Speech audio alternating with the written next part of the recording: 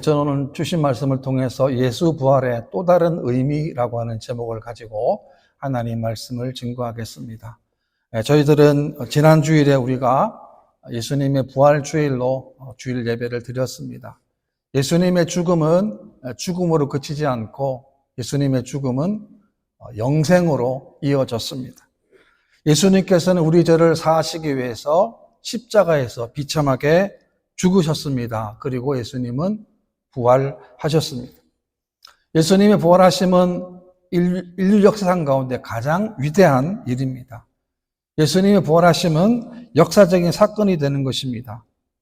예수님이 부활하셨기 때문에 예수님이 오늘 저와 여러분들에게 산 소망이 될 수 있는 것입니다.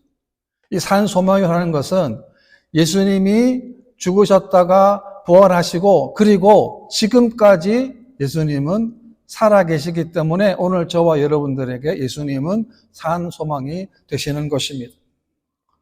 부활의 첫 번째 의미는 우리가 지난주에 우리의 영혼이 구원을 받게 된 것입니다. 우리는 우리 죄 때문에, 우리 허물 때문에 영원한 하나님의 진노와 영원한 하나님의 저주를 받을 수밖에 없는 죄인들이었는데 하나님은 예수님을 통하여 우리 모든 죄를 대신 사하시기 위하여 십자가에 죽게 하셨습니다. 예수님 부활하심으로 말미암아 예수님의 무덤은 빈 무덤이 되었습니다. 예수님은 또한 부활의 첫 열매가 되셨습니다. 예수님이 부활의 첫 열매가 되었다고 하는 것은 오늘 우리가 죽게 되면 우리의 죽음도 끝이 아니라 예수님처럼 우리도 부활할 것을 말씀하신 것입니다. 우리가 죽게 되면 우리의 몸은 썩게 마련이지요. 그러나 우리가 몸은 비록 썩지만 우리의 몸은 죄와 죽음과 저주가 없는 아름다운 신령한 몸으로 다시금 사는 영광스러운 부활의 몸을 우리가 맞이하게 될 것입니다. 우리는 예수님의 부활을 믿습니다. 그리고 우리의 부활도 믿습니다. 그렇다면 오늘 우리가 예수님의 부활의 또 다른 의미는 뭘까요? 오늘 저는 본문에서 두 가지로 말씀을 나누고자 합니다. 그 첫 번째는 제자들에게 두려움을 이기는 평강을 주셨습니다. 19절인데요. 이날 곧 안식 후 첫날 저녁 때에 제자들이 유대인들을 두려워하여 모인 곳에 문들을 닫았더니 예수께서 오사 가운데 서서 이르시되 너희에게 평강이 있을지어다 라고 했습니다. 예수님은 제자들에게 여러 차례 예수님께서 부활하신다는 사실을 말씀하셨지만 예수님의 제자들은 예수님의 부활을 기대하거나 믿지 않았다는 거죠. 예수님은 영원한 몸으로 부활하셔서 지금 잠겨있는 문을 통과하셔서 제자들에게 찾아가십니다. 예수님은 로마 군병들에게 십자가에서 돌아가셨습니다. 그래서 지금은 굉장하게 살벌한 시간이에요. 사내들인의 군사들이 언제 어떻게 닥칠지 모르는 참으로 위급한 상황 가운데 있었습니다.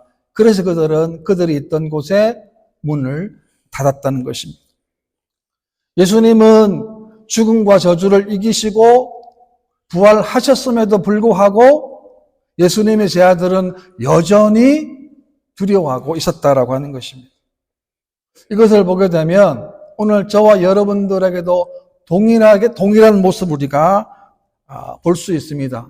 그 말이 뭐냐면 우리가 예수님의 부활절을 분명히 지켰습니다. 그런데 우리들에게 달라진 것은 거의 없다는 거죠. 우리 일생들은 그대로 지나갔습니다. 부활절을 통해서 우리들에게 우리 가진 문제가 해결되지 않고 그대로 남아있다라고 하는 것입니다. 여전히 육체적인 질병 때문에 건강의 문제 때문에 혹 물질의 재정의 문제 때문에 자녀의 문제 때문에 여전히 또 관계의 문제는 여전히 남아있다라고 하는 것입니다. 또 올해 새해가 되었는데 올해 새해에 어떻게 될지 전쟁은 어떻게 될 것인지 기근은 어떻게 될 것인지 또 미국이나 대통령 선거는 어떻게 될 것인지 참으로 귀추가 주목되는 일이 참 많습니다. 때로는 이런 것들 때문에 어떻게 될지 조마조마할 수도 있습니다. 아무도 예측할 수가 없기 때문에 그렇습니다. 그러한 때 주님은 두려움 속에 있는 제 아들 찾아가 주셔서 평강을 선포하십니다. 예수님의 십자가 앞에서 제 아들은 다 도망을 갔는데 예수님은 다시금 제 아들을 찾아가셔서 그들에게 주님이 주시는 평강을 선포하십니다. 21절에 똑같이 동일하게 말씀하는 것입니다. 그렇기 때문에 오늘 우리들이 닥치는 수많은 난제들, 수많은 문제들, 수많은 고난과 어려움이 있다 할지라도 우리는 두려워하거나 근심하거나 좌절할 필요가 없습니다. 왜? 왜 그럴까요? 그 주님이 우리와 함께 하시기 때문에 그렇습니다. 요한복음 10절 말씀 보게 되면 평안을 너희에게 끼치노니 곧 나의 평안을 너희에게 주노라. 내가 너희에게 주는 것은 세상이 주는 같이 아니하리라. 너희는 마음에 근심하지도 말고 두려워하지도 말라라고 했습니다.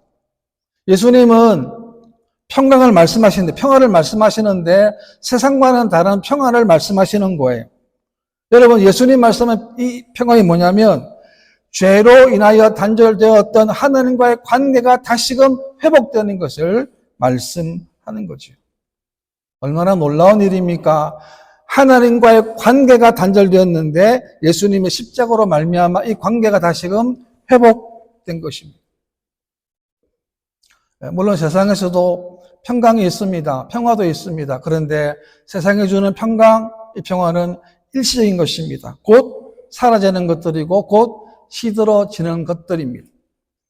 그건 주님이 주신 게 다릅니다. 이 주님이 주시는 평강은 영원한 것입니다. 영원한 것은 어떤 의미가 있냐면 어떠한 환경과 어떠한 조건 가운데서도 결코 빼앗길 수 없는 평강을 하나님이 주신다고 말씀하신 것입니다. 그 평강을 우리들에게 주시기 위해서 예수님께서 십자가에서 돌아가신 것입니다. 우리가 세상 가운데 어떤 일을 당해도 어떤 위기를 당해도 하나님이 우리와 함께 하심을 믿으시기를 바랍니다. 하나님은 언제나 우리와 늘 함께 하십니다. 언제나 어디서나 어떤 상황에서도 주님이 우리와 늘 함께 하시는 것입니다.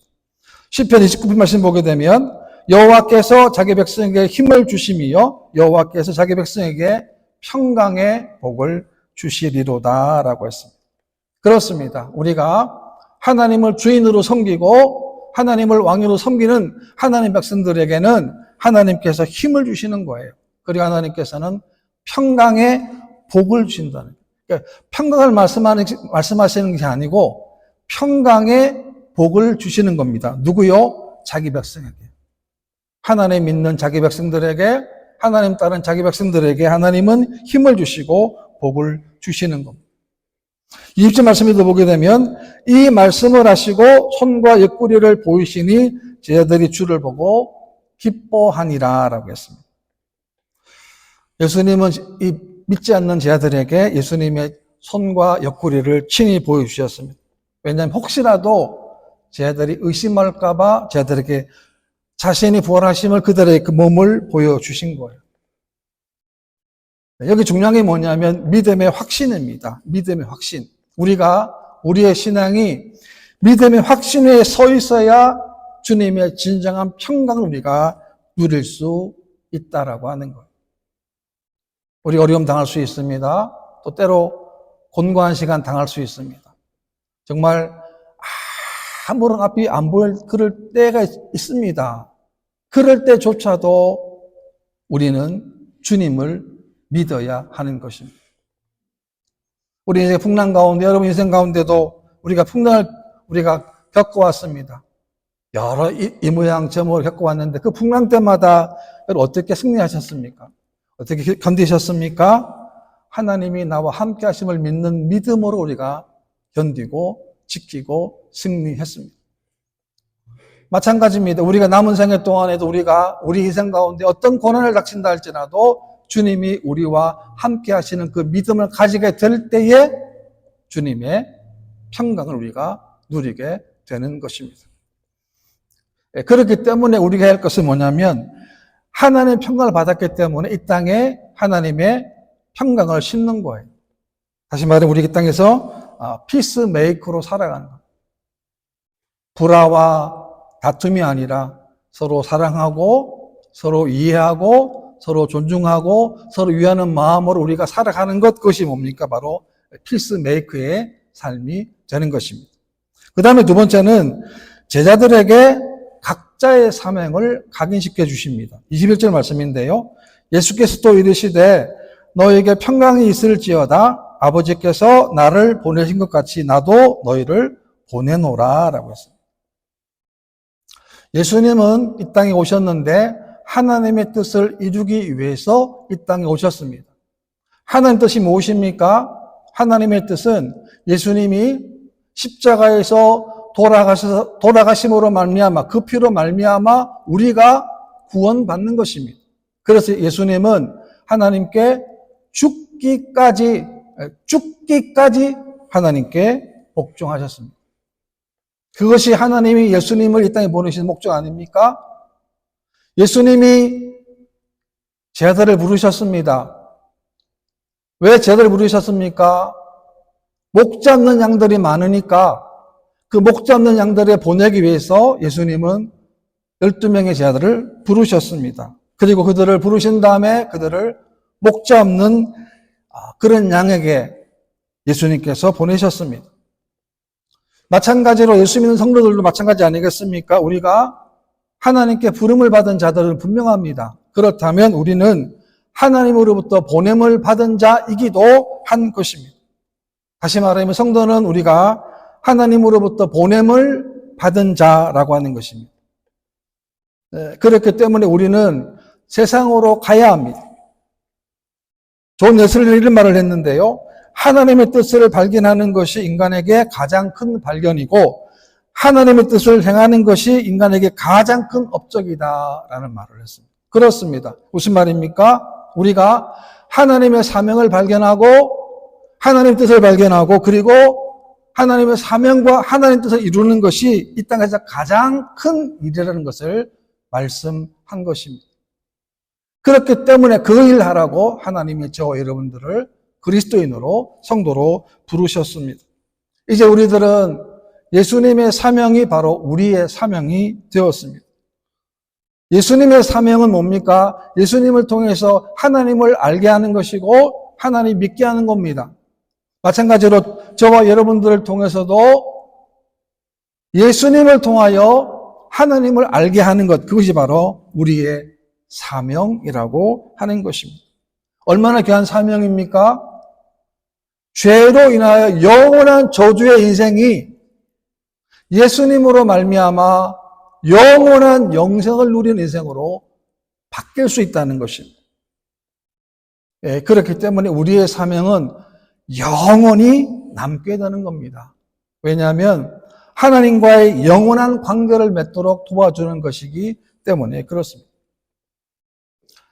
미국의 어떤 어린아이가 친구의 전도를 받고 교회에 출세를 하게 되었습니다. 예수를 믿게 됐는데 이 어린아이가 자기 부모님이 교회를 안 나오니까 자기 부모님을 전도했어요. 아빠, 엄마 교회에 나가자고. 그런 말을 할 때마다 그 아빠, 엄마는 아들이 자식이 얘기하니까 웃고 넘겼습니다. 근데 불행하게도 이 어린아이가 불의의 사고로 세상을 떠나고 말았습니다.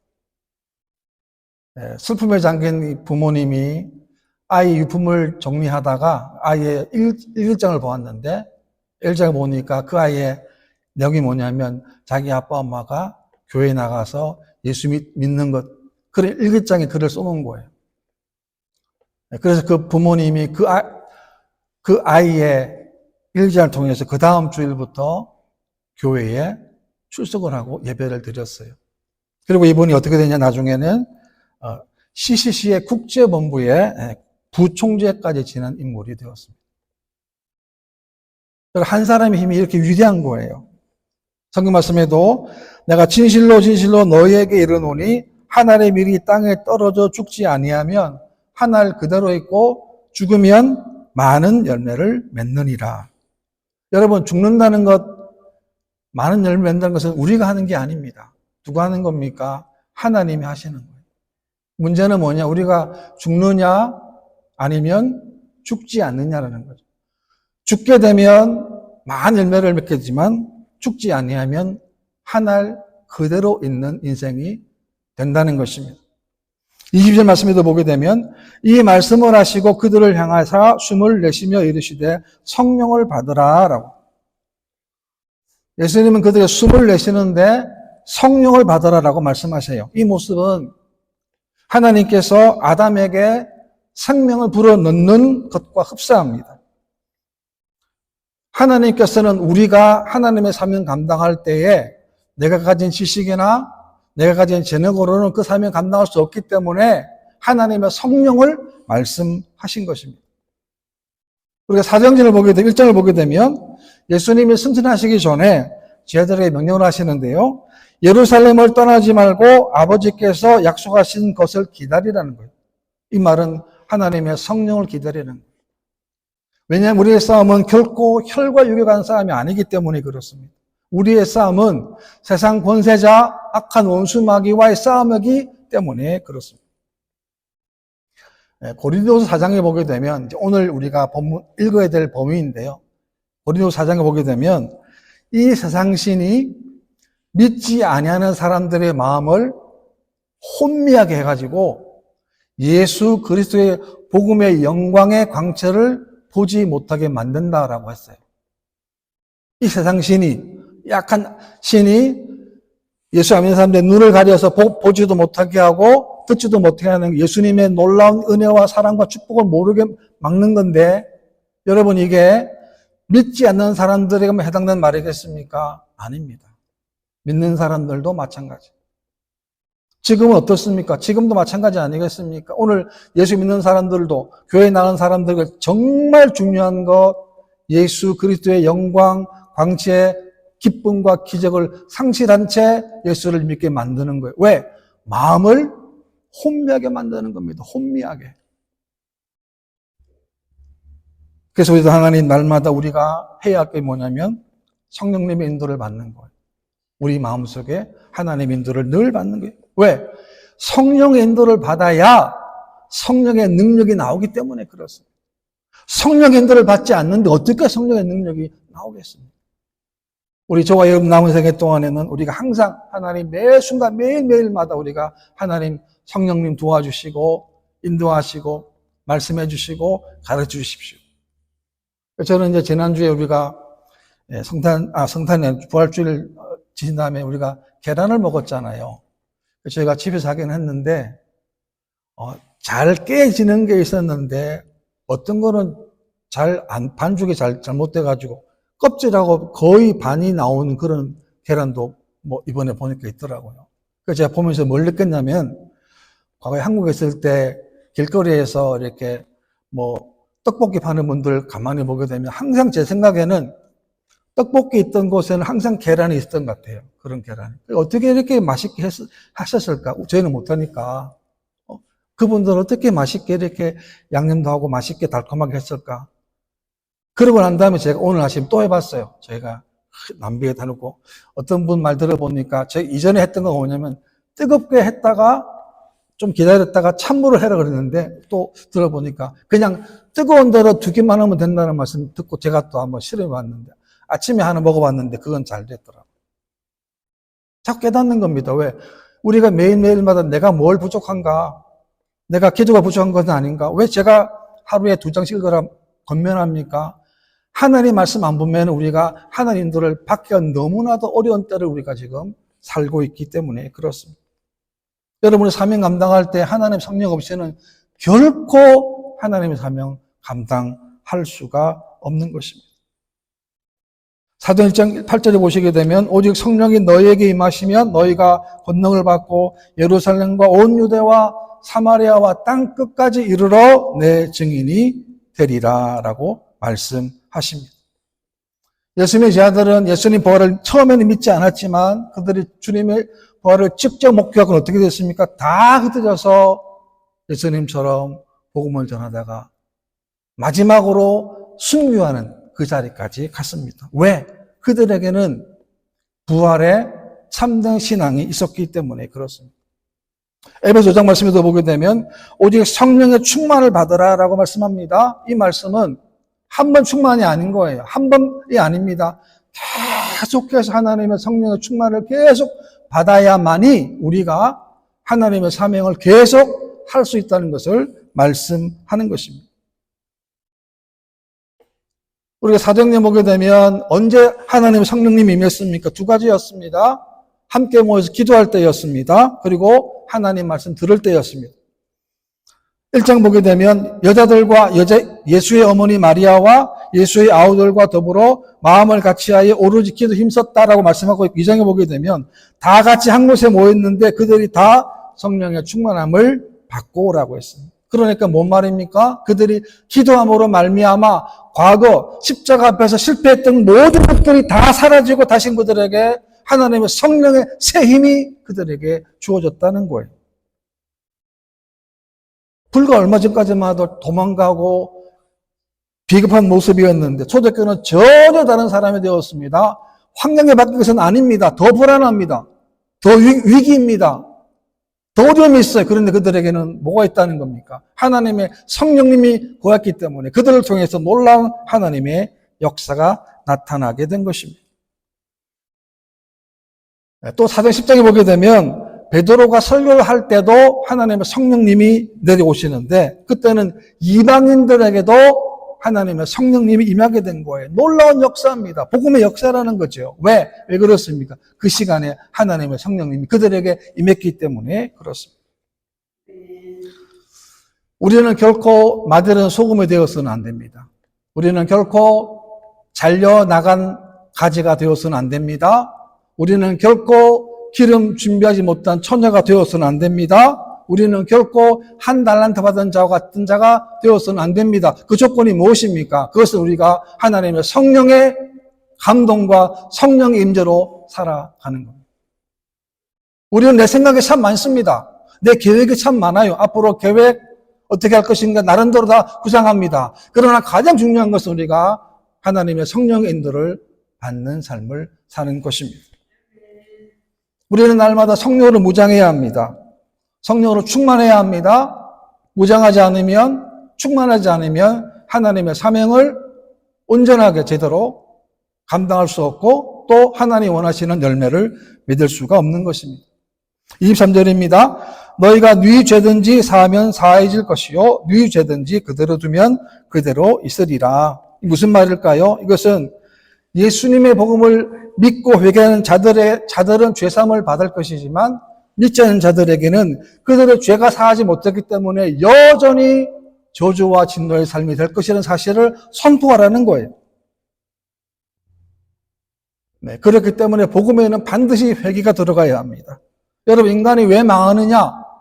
죄가 그대로 있기 때문에 망하는 거예요. 죄의 문제가 해결받지 못했기 때문에 망하는 거예요. 그래, 우리는 다릅니다. 왜 그랬습니까? 우리의 죄 문제가 해결받았기 때문에 그렇습니다.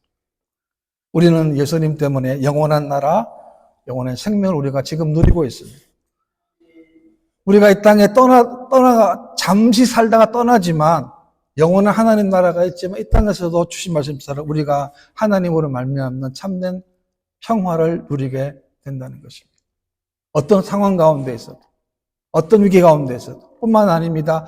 하나님의 성령님을 통해서 우리가 주신 사명들을 우리로 하여금 감당할 수 있는 힘을 하나님이 공급해 주시는 것입니다. 우리 짧은 생애 동안에 하나님 우리의 귀한 사명 뭡니까? 그것은 영혼을 살리는 거예요. 아까 그 어린아이처럼 우리 가족을 위해서 혹시라도 우리 주위에 친구나 친척분들 가운데 예수 알지 못하는 자들, 아직도 하나님 알지 못하는 자들에게 우리가 해야 할 일이 뭐냐? 복음을 전하는 거예요. 복음의 증인이 되는 것입니다. 왜? 복음을 들어야 그 영혼이 살아날 수 있고 복음을 들어야 적어도 구원 받으시는 길이 열리기 때문에 그렇습니다. 이런 믿음으로 승리하는 저와 여러분 되시기를 주님의 이름으로 축원합니다.